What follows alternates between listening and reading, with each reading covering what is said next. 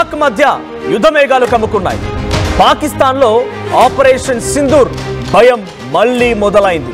ఇక భారత్ను మళ్ళీ అటు పాక్ దాయాది దేశం రెచ్చగొడుతోంది. భారత్పై యుద్ధం చేసేలా పాకిస్తాన్ మరోసారి అడుగులు వేస్తోంది. ఇక ఆర్మీ చీఫ్ ఆసిమ్ మునీర్ చేతిలో రాజదండం పెట్టేసింది పాక్ పార్లమెంట్. ఆయనకున్నటువంటి విశ్వ అధికారాలను ఉపయోగించి ఏదో రకంగా మళ్ళీ పాక్ ఆర్మీని భారత్ వైపు ఉసుగొలిపే ప్రయత్నం చేస్తున్నాడు. ఆల్రెడీ ఆర్మీ చీఫ్, ఆ తర్వాత డైరెక్ట్గా ఒక ఫీల్డ్ మార్షల్ అవకాశం కల్పించారు. ఫీల్డ్ మార్షల్గా వారికి ఒక బిరుదు కూడా ఇచ్చారు, ఒక అడిషనల్ పవర్ కూడా జత చేశారు. ఇప్పుడు ఏకంగా రాజదండం, మీకు అర్థమై ఉంటుంది, అర్థమైంది అనేది. రాజదండం అంటే ఏకంగా సుప్రీంకోర్టు నిర్ణయాన్ని కూడా తప్పు పట్టేటువంటి హక్కు. ఒక సుప్రీంకోర్టు జడ్జి నిర్ణయం తీసుకున్నా కూడా దాన్ని సైతం వేలెత్తి చూపేటువంటి అవకాశాన్ని ఇప్పుడు ఆసిమ్ మునీర్ చేతిలో పెట్టింది పాక్ పార్లమెంట్. ఇక యుద్ధం పైన సర్వాధికారాల్ని మునీర్కి కట్టబెట్టింది. సో ఒకేసారి ఆఫ్ఘనిస్తాన్ భారత్తో యుద్ధం చేస్తామంటూ ఇప్పుడు పాకిస్తాన్ రక్షణ మంత్రి ఖ్వాజా ఆసిఫ్ పిచ్చుకూతలు కూస్తూ ఉన్నాడు. ఓవైపు భారత్లో ఉగ్రవాదుల యొక్క దాడులు చేయిస్తూనే మరోవైపు ధైర్యంగా యుద్ధం చేస్తామంటూ ప్రగల్భాలు పలుకుతూ ఉన్నారు.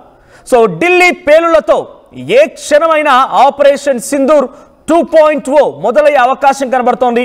సో ఖ్వాజా ఆసిఫ్ పాకిస్తాన్ రక్షణ మంత్రి డైరెక్ట్గా మేము 2 దేశాలతో ఒకేసారి యుద్ధం చేస్తాం, ఆఫ్ఘనిస్తాన్ భారత్తో రెండు దేశాలతో ఒకేసారి యుద్ధం చేస్తాం.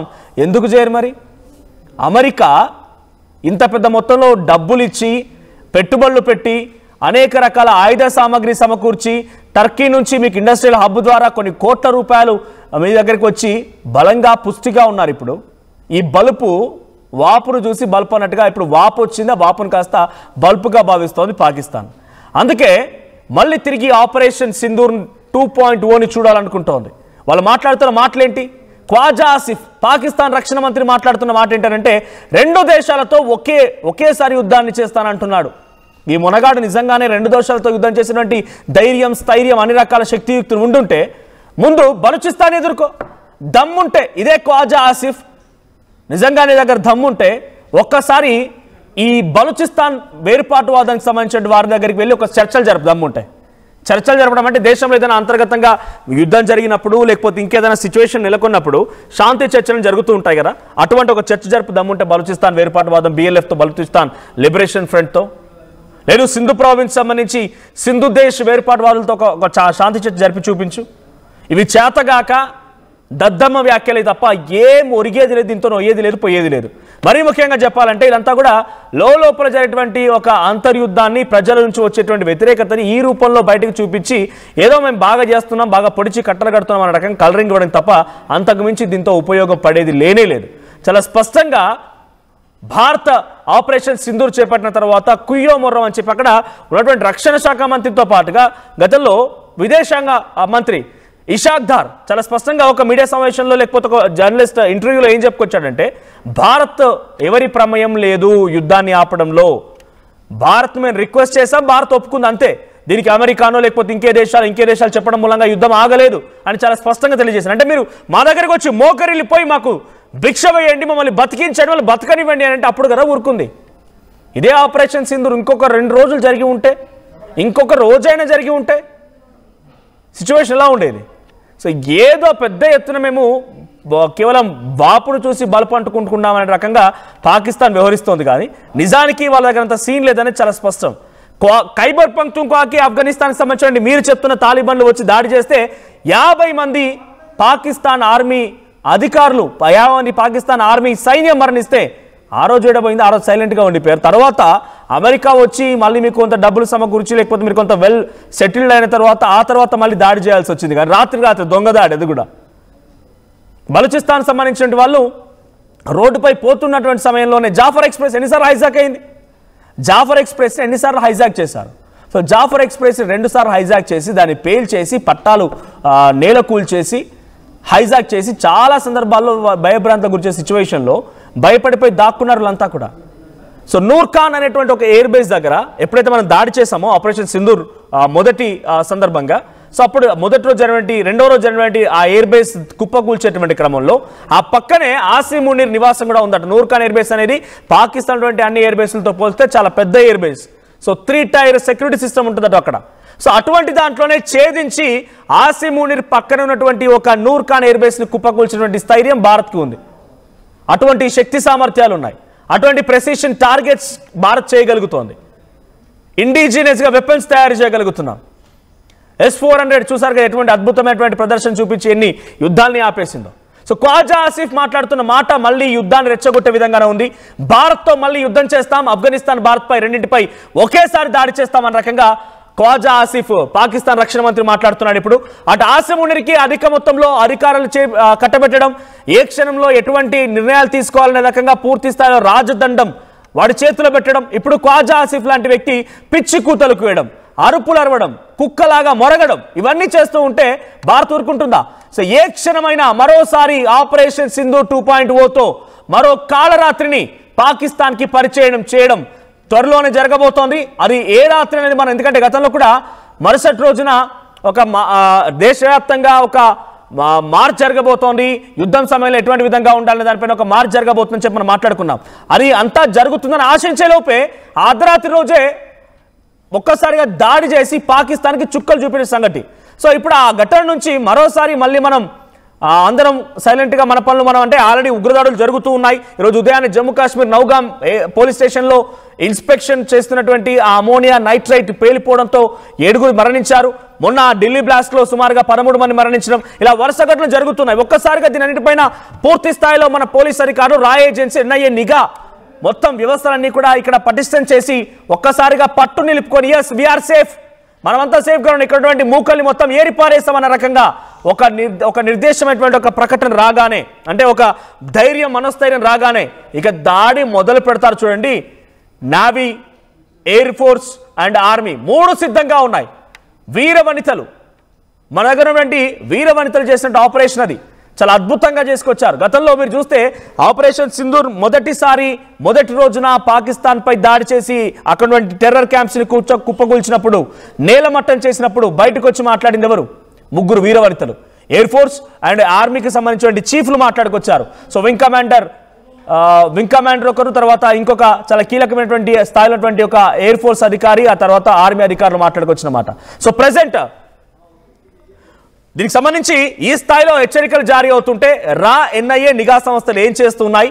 సో ఇప్పుడు ఖ్వాజా ఆసిఫ్ వ్యాఖ్యల్ని రాజకీయంగా లేకపోతే అటు రక్షణ పరంగా ఎలా తీసుకుంటారో చూద్దాం. మన ప్రతినిధి నవీన్ సిద్ధంగా ఉన్నారు. నవీన్, సో ఖ్వాజా ఆసిఫ్ మళ్ళీ కారు కూతలు కూస్తూ చాలా సంచలన వ్యాఖ్యలు చేస్తూ ఉన్నాడు.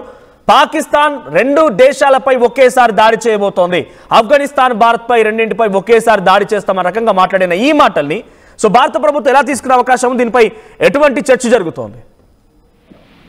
భారత్ మాత్రం పాకిస్తాన్ పై ఖచ్చితంగా తీవ్రమైనటువంటి అనేక ప్రయత్నాలు కూడా చేసేటువంటి పరిస్థితి నెలకొంది. ఎందుకంటే పాక్ సంబంధించినటువంటి కొంతమంది అక్కడ ఉన్నటువంటి ఆర్మీ చీఫ్ కావచ్చు, అక్కడ ఉన్నటువంటి కొంతమంది భారత్ పై అనేక ఆరోపణలు కూడా చేసేటువంటి పరిస్థితి నెలకొంది. ఎందుకంటే రీసెంట్ గా ఆ పాక్ లో జరిగినటువంటి ఒక బాంబ్ బ్లాస్ట్ సంబంధించినటువంటి అంశాలు కూడా తెరపై తీసుకోవడం జరిగింది. ఇది భారతే చేపట్టడం జరిగిందని చెప్పేసి కూడా, ఈ బ్లాస్ట్ కి భారత్ కారణం అని చెప్పేసి కూడా ఆసిఫ్ మునీర్ కూడా వారు కొన్ని కామెంట్స్ కూడా, ఆర్మీ చీఫ్ మునీర్ కూడా కామెంట్స్ కూడా చేసేటువంటి పరిస్థితి నెలకొంది. కానీ భారత్ మాత్రం ఇటీవల ఇటు రెడ్ ఫోర్ట్ సంబంధించినటువంటి బ్లాస్ట్ కావచ్చు, ఈ రోజు శ్రీనగర్ లో జరిగినటువంటి బ్లాస్ట్ సంబంధించినటువంటి అంశాలు కావచ్చు, ఈ టెర్రర్ సంబంధించినటువంటి లింక్స్ ను కూడా పూర్తి స్థాయిలో కూపీ లాగిన తర్వాతనే పాక్ పై తీవ్ర స్థాయిలో యుద్ధానికి దిగేందుకు కూడా భారత్ సిద్ధమవుతున్నట్టు కూడా మనకి సమాచారం అవుతుంది. ఎందుకంటే పహల్గాం జరిగినటువంటి ఘటన తర్వాత భారత్ పాకిస్తాన్ పై కూడా యుద్ధం కూడా దిగినటువంటి పరిణామం కనిపిస్తున్నాయి. అక్కడ ఉన్నటువంటి ఉగ్రవాదుల స్థావరాలను కూడా పూర్తి స్థాయిలో ధ్వంసం కూడా చేసేటువంటి పరిణామాలు కనిపిస్తుంది. దాని తర్వాత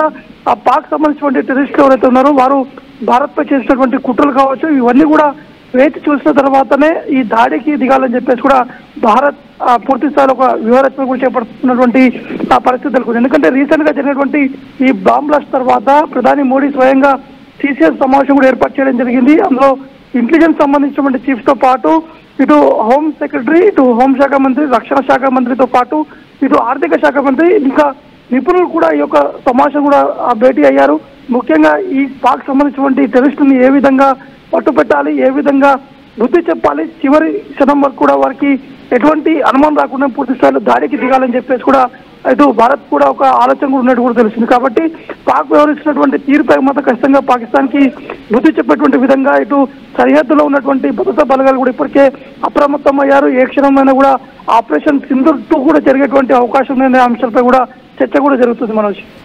right, thank you Naveen. So మొత్తంగా colonel Sofiya Qureshi, wing commander Vyomika Singh, ఈ పేర్లు మీకు గుర్తుండి ఉంటాయి. ఆపరేషన్ సింధూర్లో మొదటిసారి పాకిస్తాన్ టెర్రర్ క్యాంప్స్ ని కుప్పకూల్చిన రోజున ఈ 2 పేర్లు ప్రపంచ దేశవ్యాప్తంగా వినిపించాయి. ఇద్దరు వీర వనితలు, భారతావని ముద్దు బిడ్డలు. సో నిజంగా ఎందుకు ఈ మాట మాట్లాడుతున్నానంటే పాకిస్తాన్ని కుప్పకూల్చడంలో వీళ్ళెంత పాత్ర పోషించారో చూసాం. సో ఇటువంటి వారు మా భారతదేశంలో 140 కోట్ల మంది జనం ఉన్నారు. దాంట్లో అత్యధికులు యువత. దాంట్లో ఇటువంటి భారతదేశం కోసం నిజంగా ఒక దేశంపై యుద్ధమే అని జరగాల్సి వస్తుంది. మీరు నిజంగానే మాపై చేయాల్సి వస్తారు, ఆ రకంగా ఉంటుందని అంటుంటే ఇక్కడ మా ఆర్మీ సైన్యం సరిపోతుంది, ఈ భారతదేశ ప్రజలు అవసరం లేదు. సో నిజంగా కొంతమంది కామెడీగా అన్నారో లేకపోతే సెటర్గా తెలియదు, కానీ భారతదేశపు ప్రజలు మిమ్మల్ని బాంబులతో దాడి చేయాల్సిన పని లేదు. మిమ్మల్ని నీటి ద్వారా దాడి చేసే ప్రయత్నం చేశాం. సింధు జలాల నీళ్ళని ఒక్క చుక్క కింద కూడా కిందికి వదలకుండా ఆపడంతో అక్కడ మొత్తం కట్టకట్లాడిపోతున్నారు. నీళ్లు లేవు, పండించుకోవడానికి పంటలకు నీళ్లు లేవు, ఎటు చూసినా అగమ్య గోచర పరిస్థితి. అటువంటిది 140 కోట్ల మంది జనం ఒక్కసారి కనుక మీకు బాంబులు, అణుబాంబులు లేకపోతే ఇంకేదో అవసరం లేదు. డైరెక్ట్గా ఒక్కసారి 140 కోట్ల మంది జనం కనుక బార్డర్ ఏరియాకు వచ్చి అరుపులు అరిస్తేనే ఆ అరుపుకే చెవులు పలిగి చచ్చిపోతారు రక్తాలు గారి. సో ఈ పాకిస్తాన్ వాళ్ళు అటు బలూచిస్తాన్ వేర్పాటువాదాన్ని, సింధు ప్రాంతానికి సంబంధించిన వేర్పాటువాదాన్ని వీళ్ళనే కంట్రోల్ చేయని వ్యక్తులు భారత్పై దాడి చేసి భారత్ ఏదో చేస్తారనుకుంటున్నారంటే వీళ్ళ మూర్ఖత్వం ఏంటో అర్థమవుతోంది. సో ముమ్మాటికి వీళ్ళకు డెఫినెట్గా వాపు చూసి బలుపరే రకంగానే అహంకారం కనబడుతుంది, కానీ అంతకు మించి ఏం లేదు. సో ఖ్వాజా ఆసిఫ్ ఇప్పుడు మాట్లాడుతున్న మాటలపైన డెఫినెట్గా చూద్దాం, ఇంకొక వారం రోజులు చూద్దాం. మన దేశంలో జరిగిన ఉగ్రదాడుల మొత్తాన్ని కూడా ఈ కుట్రల్ని భగ్నం చేసి ఆ తర్వాత ఇక్కడ జరిగినటువంటి ప్రతి చర్యను కూడా సేఫ్ అని చెప్పి తెలుసుకున్న తర్వాత మన వాళ్ళు ఇచ్చేటువంటి స్ట్రోక్కి డెఫినెట్గా మైండ్ బ్లాక్ అవుతుంది. డైరెక్ట్గా కంప్లీట్ రకరకాల కలర్లో మారిపోయి వాళ్ళ మైండ్ దొబ్బి ఆఖరికి వస్తే పాకిస్తాన్లోని ప్రభుత్వం పెద్దలు బంగ్లాదేశ్లో ఏ రకంగా అయితే ప్రధాని పరారైపోయారో, ఆ తర్వాత నేపాల్లో ప్రధాని ఏ రకంగా అయితే అక్కడి నుంచి బయటికి వచ్చేయడానికి ప్రయత్నం చేశారో, ఆ తర్వాత శ్రీలంకలో ఎటువంటి పరిస్థితి నెలకొంది, అటువంటి పరిస్థితే అక్కడటువంటి ఆసిఫ్ మునిరిగాడికి, ఖ్వాజా ఆసిఫ్కి లేదా పాక్ ప్రధాని షహబాజ్ షరీఫ్కి ఎదురు కాబోతోంది. సో మనకంటే ముందు అంతర్గతం వాళ్ళంతా వాళ్ళే కొట్టుకు చేస్తారు, అంతగాని వాళ్ళు పెద్దగా మాటలు తప్ప పెద్దగా ఒరిగేదేం లేదు. But one thing is clear, operation Sindoor 2.0తో డెఫినెట్గా ఒక కాళరాత్రిని మళ్ళీ పాకిస్తాన్కి పరిచయం చేసే రోజులు చాలా దగ్గరలోనే ఉన్నాయి.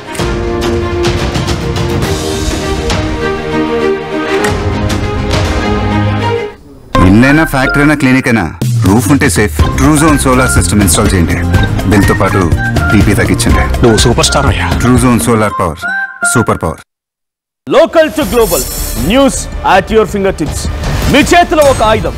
Download R TV app. Media legend Ravi Prakash is back.